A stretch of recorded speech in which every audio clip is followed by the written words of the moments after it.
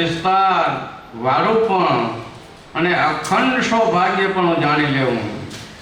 આ લોકમાં ભગવાનને વિશે અતિશય પ્રીતિવાળા જે ભક્ત તેને ભક્તિને આધીન થઈને ભક્તને સુખ દેવા માટે જેવી ભક્તની ઈચ્છા હોય તે પૂર્ણ કરવા ભગવાન તેના તેવા સ્વરૂપે ધારણ કરે છે અને ભક્તના મનોરથ પૂરા કરે છે. ભક્તોને લાલ ઢડાવે છે. પોતાની સામર્થ્ય छिपाड़ीने पुत्र भावे, सखा भावे, सखी भावे, मित्र भावे, सगा भावे वर्ते छे. मर्यादा आडमा न करे ते रीते भगवान मनोरथ पूरे छे. ते साथे बीजा असंख्य पण जीवोनुं कल्याण करे जाय छे. माटे भगवान ने अर्थे सर्वस्व आपरी लेवुं. प्रत्यक्ष भगवान ते पोताना देह पण पोताना भक्तने अर्थे श्री कृष्णार्पण करी राख्यो होय छे. तो भक्ते पण तेवी ज रीते करी राखવું. भगवाने आदि फेरे भक्तने अर्थे पोतानो देह पण कृष्णार्पण करी दीधो छे एम कहेतो कहेवाय. काशीनी अंदर ज्यारे महाराज विद्याभ्यास करता ते समयना प्रसंगो शास्त्र उल्लेख है एनी अंदर के केटलो सहन कर्યું છે. तो सहन करवानुं कारण मुख्य हेतु शुं के कोई पण प्रकारे जीवात्मा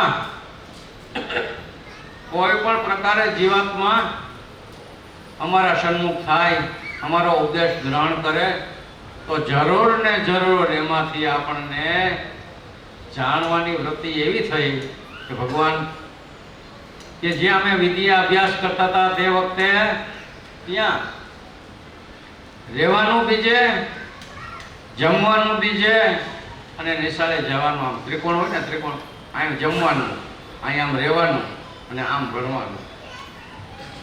छतां पण के अमे ईटनो ओसिको करीने अभ्यास कर्यो. ईटनो ओसिको, पाणानो, पत्थरनो. विचार करो केटलो सहन कर्यो हशे भगवाने.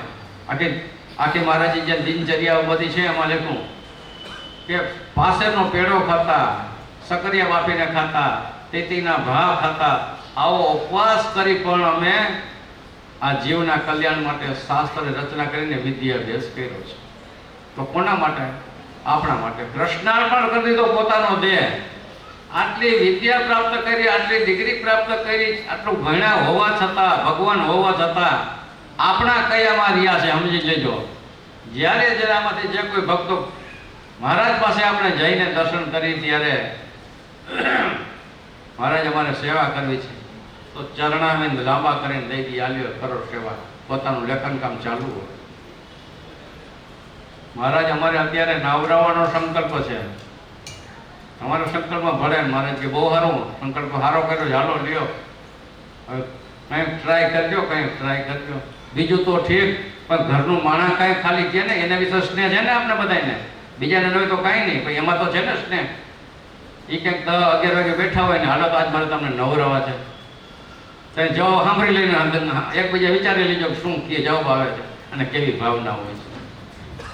भले ने अर्पण थया देहथी थया छे ने एकबीजाने विषे जीवन भरीने साथीदार छे ने एकबीजा आपणे बधाय के नथी पण कंई ट्राय करवी. जो सहृदय पण होय तो केम करी ले. सहृदय नहीं पण होय तो मंडे आवड़ा बधा गोपणिया आववा. एनुं कई नक्की न होय क्यांथी शुं आवे. पण भगवाने पोताना भक्तन माटे देह कृष्णार्पण करी राख्यो जे आपणा माटे करी राख्यो. जेम क्यो एम टाणे वणता छे. जेम क्यो एम कोई दी कोईने एवुं नथी कीधुं के मारा अत्यारे टाइम नथी, हुं लखुं छुं के हुं अभ्यास करूं छुं के भणावुं छुं. ए भक्तो माटे.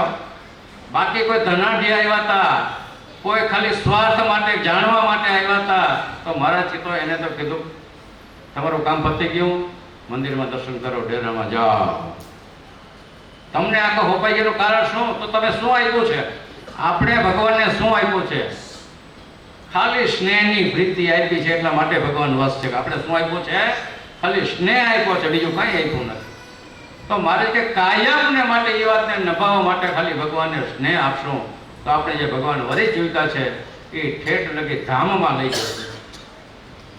આ જગતની અંદર કોઈનો ચોરી ચાંદલો અમર રહ્યો નથી.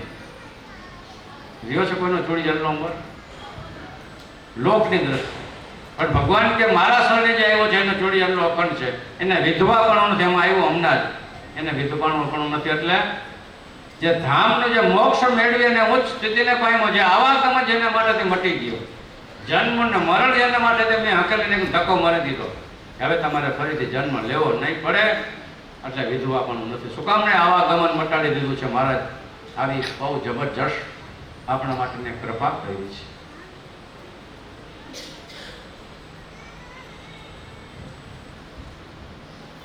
તો હવે આજે ઘણા બધા કાર્યક્રમની પહેલા જ મહારાજે આપણે જ્યારે ટકોર કરી આપી છે કે ઘણા બધા ભલે એ તો કરીશ, પણ કહેવાનું શું છે કે આજે જે કંઈ આપણને જે સમય પ્રમાણે જે કંઈ મળ્યું છે અને જે કંઈ કરીએ છીએ, આપણે જે બધા કંઈ કરીએ છીએ, તો એની અંદરથી આપણે શું નિચોડ કાઢી અને શું લેવું અને શું ન લેવું એનું પ્રમાણ કરી લેવું.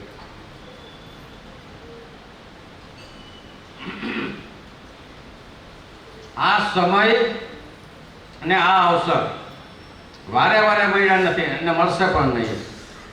જો પૂર્વ જન્મમાં આ યોગ થયા હોત તો આજે આ મૃત્યુ લોક વિશે દેહ ધરવા ન પડે. પણ નથી યોગ થયો તો એનું કારણ શું છે કે આવા ઉચ્ચ કોટીના ભગવાનના સંબંધ નથી થયા, એ આજે ફેરે થયા છે. તો આપણા ભાગ છે એ એવા જબરા છે કે નેતિ નેતિ શાસ્ત્રકારો એને કીધું છે. શું કામને સંબંધ વર્ણવે છે? ત્યાં શાસ્ત્ર સંબંધ વર્ણવે છે કે આપણે આજે ફેરે જે સંબંધ થયો છે ભગવાનનો, એ સામાન્ય ન સમજતા. આવા ભગવાન અનાદિ શ્રી કૃષ્ણને મળ્યા અને ધામમાંથી ભેગા લેવાયેલા એના સત્પુરુષો જે ઓળખાવનારા હતા, આમાં બેઠા છે ઘણા બધા ભક્તો કે ઓળખાવનારા છે ભગવાનને કે આને ભજન લેવું, એ ધામમાંથી લેવેલા ભક્તો મુક્ત પુરુષો અહીંયા બેઠા છે. હે તો મારે કે એના વચનમાં જેને જેને કોઈ વિશ્વાસ રાખીને કર્યા છે,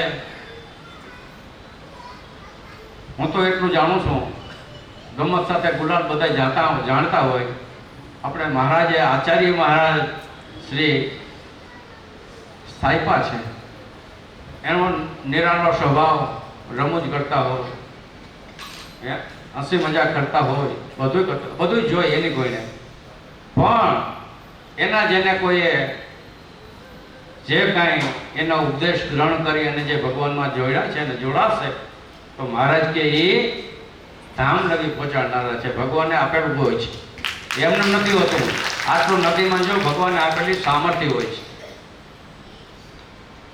આખું મોટું બ્રહ્મ આખો ભારત પડ્યું હતું. તો મહારાજ કે આ બધાને જ આચાર્યની પદવી કેમ આપી છે?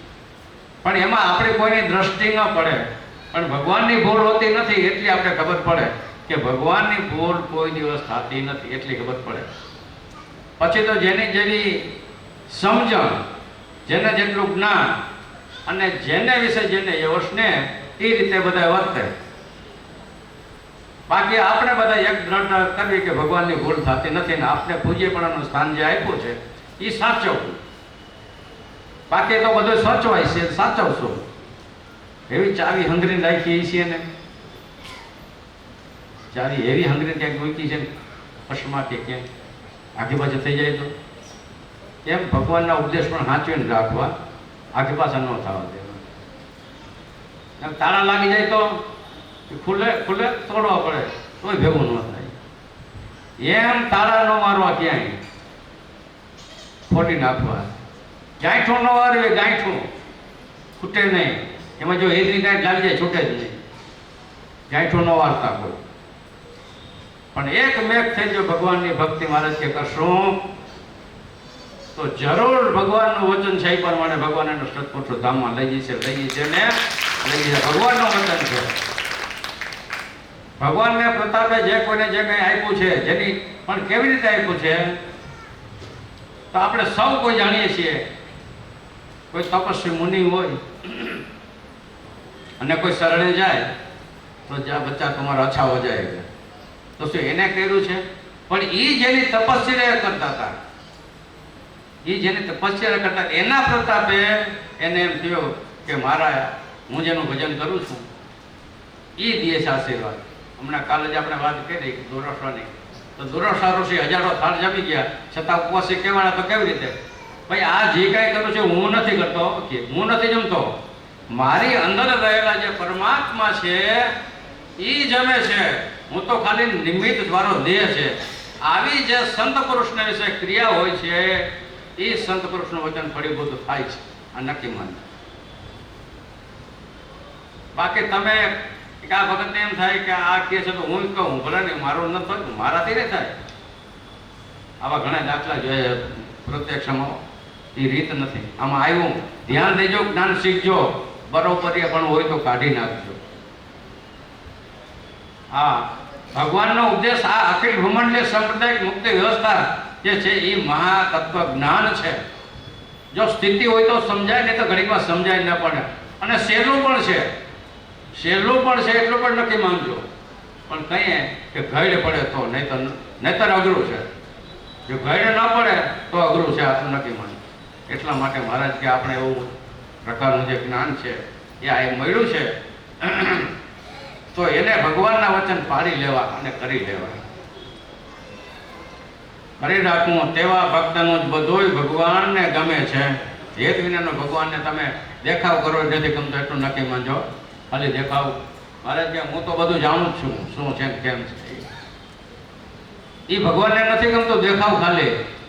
પણ તમે ન કરતા હૃદયથી જે માની પર સમજતા હો ને યાદ કરતા હો ને તો મારે કે એ મને બહુ ગમે છે.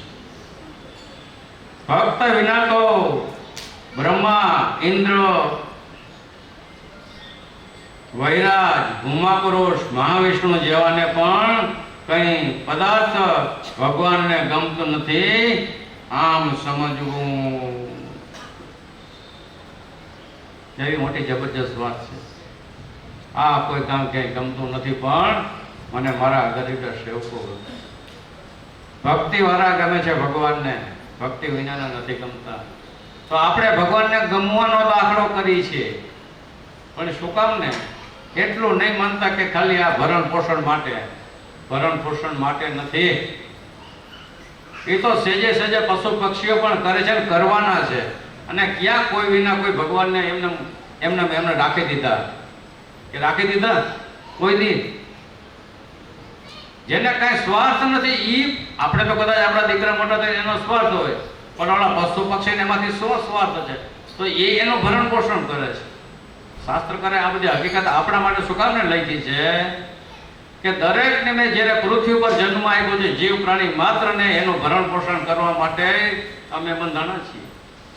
પણ સાથે સાથે જે મનુષ્ય જન્મ મળ્યો છે એની અંદર જે વિશેષ બુદ્ધિ તત્વ મેં મૂક્યું છે. વિશેષ પશુ પક્ષીમાં બધામાં બુદ્ધિ તત્વ છે, પણ મનુષ્યમાં જે બુદ્ધિ તત્વ મેં મૂક્યું છે એ શું કામ ને મૂક્યું છે? તો કે મનુષ્ય જન્મ જ એક જ એવો છે જેણે કરીને મોક્ષ પ્રાપ્તિ કરી શકે છે, જ્ઞાને કરીને. તો એટલા માટે કાયમને માટે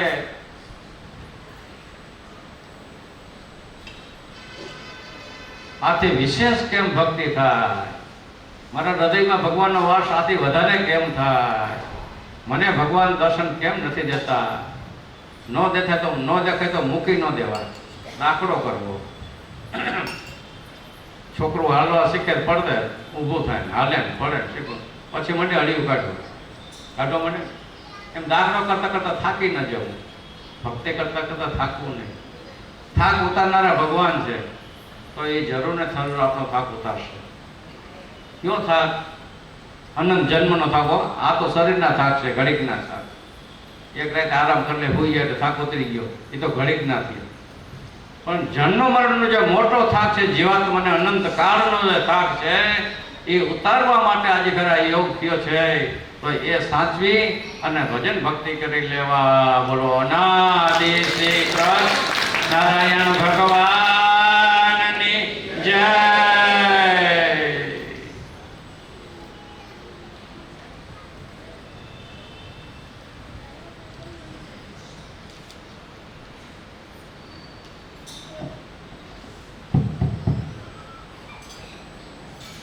બોલો અનાદિ શ્રી કૃષ્ણ નારાયણ ભગવાનની જય.